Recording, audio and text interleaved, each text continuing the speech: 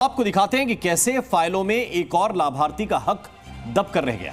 अक्सर केंद्र और राज्य सरकार गरीब पिछड़े लोगों के उत्थान के लिए कई लाभकारी योजनाएं चलाती है, लेकिन गरीब जरूरतमंद लोगों के लिए चलाई जा रही इन योजनाओं में प्रशासनिक उदासीनता और भ्रष्टाचार की वजह से पूरा फायदा नहीं मिल पाता। कुछ ऐसा ही हुआ हमारे अगले शिकायतकर्ता के साथ। हर नागरिक का सपना होता है एक पक्का घर। हर जरूरतमंद के पास घर हो, इसके लिए पहले इंदिरा आवास योजना और अब पीएम आवास योजना चलाई जा रही है, जिससे लाखों लोगों का घर बनाने का सपना सरकारी मदद से पूरा हो रहा है। लेकिन सरकारी तंत्र में कई बार ऐसी रुकावटें आती हैं, जिससे इसका पूरा लाभ लोगों तक नहीं पहुंच पाता है। कुछ ऐसा ही हुआ बिहार के समस्तीपुर जिले के रहने वाले दिनेश्वर प्रसाद राय के साथ। दिनेश्वर प्रसाद राय को साल 2014 में पत्नी के नाम इंदिरा आवास आवंटित हुआ, जिसके तहत उन्हें 70,000 रुपए की राशि मिलनी थी, लेकिन आखिरी किश्त अब तक नहीं मिल पाई। हमारी पत्नी के नाम से ये आया था, उसके बाद मकान स्टार्ट कर दिए बनाए, और फिर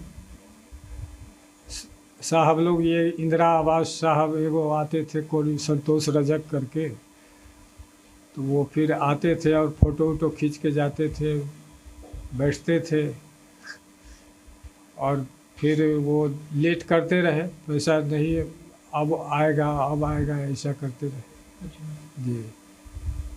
तो फिर वो बदल गया, फिर दूसरा आया, इस तरह से आते हैं और जाते हैं। आज इसका मतलब 200 साल से ज़्यादा हो रहा है। इंदिरा आवास योजना 1985 में शुरू की गई थी, जिसके तहत लाभार्थियों को घर बनाने के लिए वित्तीय सहायता दी जाती है।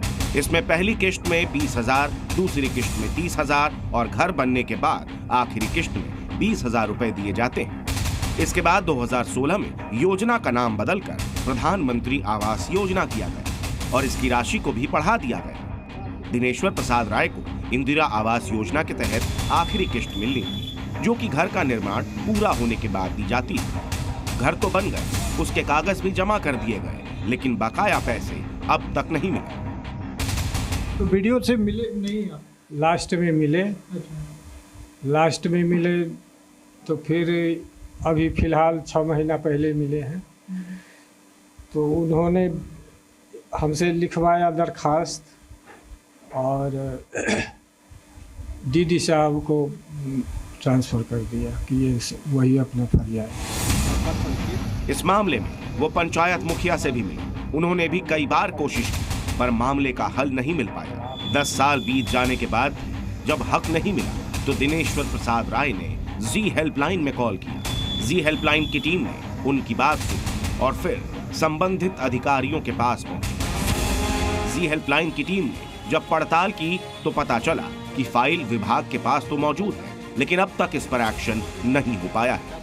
विभाग की नाकामी इस कदर नजर आई कि फाइल सिर्फ दबी ही रह गई। जी हेल्पलाइन ने मामला संज्ञान में लाया, जिसके बाद इस पर एक्शन शुरू हुआ। अब जल्द ही दिनेश्वर प्रसाद राय को उनकी बकाया राशि मिलने का रास्ता साफ हो गया। मामला अभी आपके माध्यम से मेरे संज्ञान में आया है। इनके अभिलेख देखने के बाद, रिकॉर्ड्स देखने के बाद इस पर नियमानुसार कार्रवाई की जाएगी। और अभी सरकार का बड़ा सख्त निर्देश है कि जो भी अपूर्ण आवास हैं उसको अभियान चलाकर पूर्ण कराया जाए।